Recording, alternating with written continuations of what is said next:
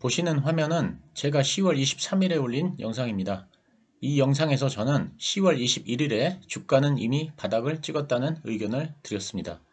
즉 향후에는 주가가 곧바로 상승하지는 않을 수 있겠지만 바닥을 어느 정도 확인했기 때문에 최소한 큰 하락은 없을 것 같다는 말씀을 드렸습니다. 그리고 제 개인적으로는 여전히 똑같은 생각입니다. 보시는 화면은 코스피이고 화살표 부분이 10월 21일입니다. 보시는 화면은 다우존스이고 화살표 부분이 10월 21일입니다. 그리고 제가 그렇게 판단한 근거는 지금 보시는 10월 21일자 월스트리트저널의 기사 때문이었습니다. 이 기사는 기자가 자기 혼자만의 생각을 가지고 쓴 것은 아니고 연준과 교감을 통해서 쓴 기사라고 판단했기 때문에 그렇습니다. 즉 연준이 하고 싶은 말을 월스트리트저널을 통해서 알려줬다는 것입니다. 그 기사를 보면 연준의 깊은 고민이 그대로 느껴집니다. 경기 침체 때문에 금리를 올리기는 힘든데 그렇다고 인플레이션 때문에 금리를 내릴 수도 없는 그야말로 진퇴양난의 처지임을 알 수 있습니다.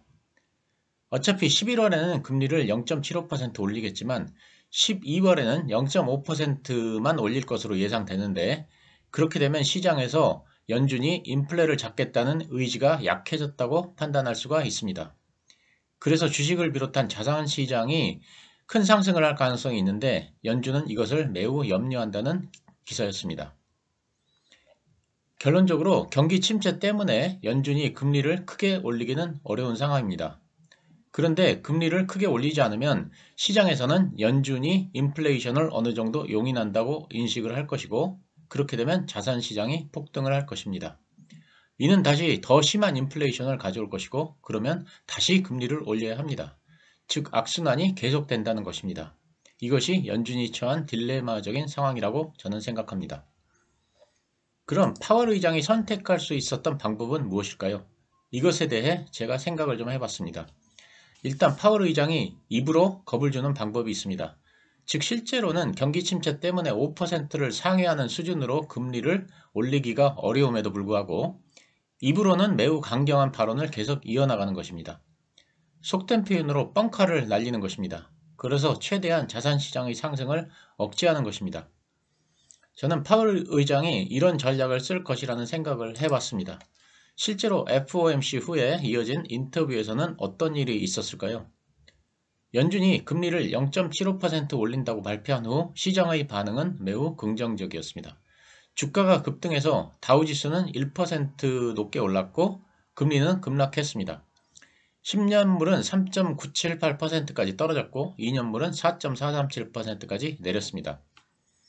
그런데 기자회견장에서 한 기자가 지금 시장이 긍정적으로 반응한다고 말하자 파월은 그 다음부터 작심을 하고 매파적인 발언을 이어갔습니다.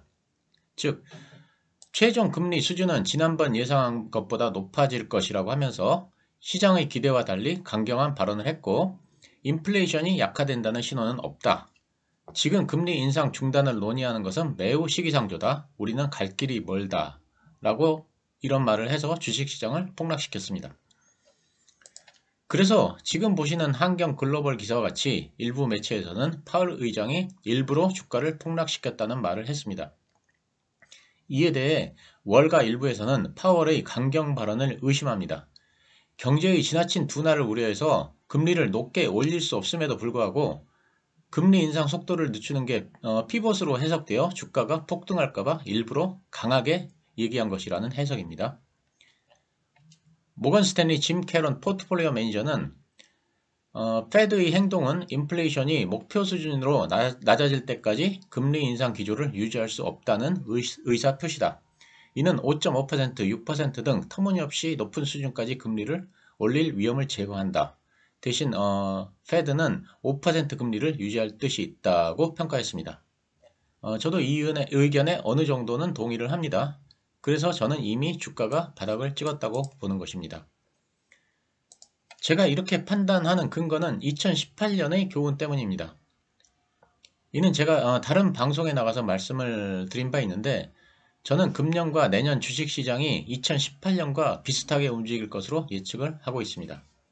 2018년에는 4번에 걸쳐 금리가 오르면서 미국 주식시장이 크게 하락했습니다. 특히 금리 인상에 따른 기술주들이 폭락이 있었습니다. 금년과 비슷한 상황입니다. 그런데 계속 하락을 하던 주가가 2018년 12월 21일 바닥을 찍은 후 상승을 시작했습니다. 그러면 왜 2018년 12월 21일에 바닥을 찍었을까요? 이날 연준에서는 기준금리를 0.25% 올렸습니다. 원래 0.5% 올릴 것으로 예상되었는데 0.25%만 올린 것입니다. 그러면서 그 다음 해인 2019년에는 원래 3번 인상하기로 했던 금리를 2차례만 올리겠다는 말을 합니다. 이에 더해서 통화 긴축 정책을 완화할 수 있다는 신호를 시장에 보냅니다. 그러자 주가가 바닥을 찍고 상승하기 시작한 것입니다.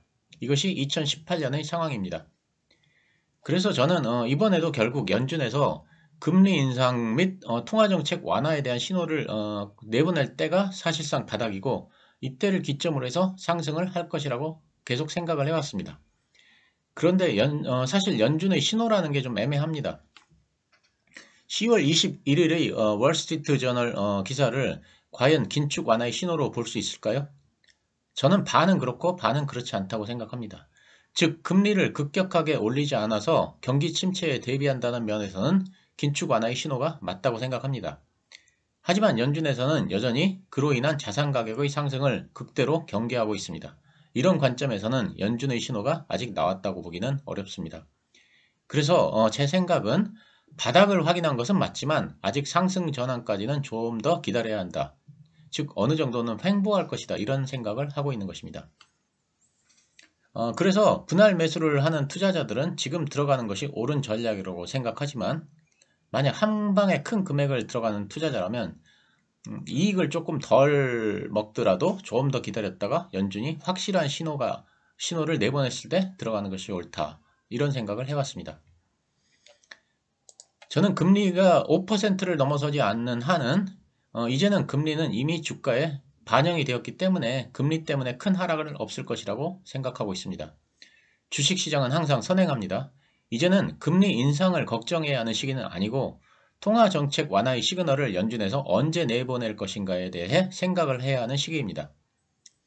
그래서 그동안 금리에 민감해서 많이 하락한 성장주에 다시 한번 관심을 가져야 할 때라고 생각합니다. 만약 통화정책 완화의 시그널을 내보낼 때 가장 가능성이 큰 자산은 무엇일까요? 저는 순전히 개인적인 생각이지만 저는 비트코인이 될 것이라고 생각합니다. 그래서 현재 제가 가장 큰 관심을 가지고 있는 자산은 비트코인입니다. 물론 제 개인적인 생각일 뿐이고 매수나 매도 추천은 아닙니다. 감사합니다.